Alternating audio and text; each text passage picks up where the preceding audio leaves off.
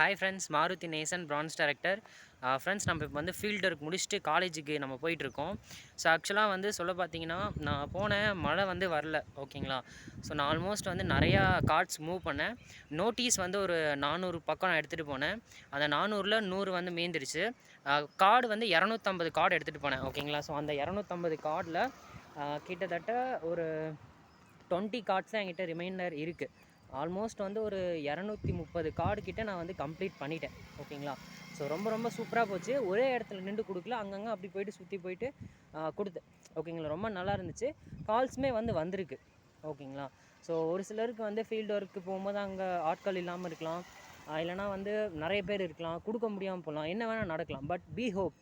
ஓகேங்களா? நீங்கள் கொடுத்துட்டு வந்திருக்கீங்க, கண்டிப்பாக அதுக்கான ரிசல்ட்டுன்றது எதிர்பார்க்காதீங்க, ஆனால் வரும். சரிங்களா? கண்டிப்பாக அதுக்கான பிரதிபலன் அப்படின்றது இருக்கும். ஆனால் உடனே தெரியாது. சரிங்களா?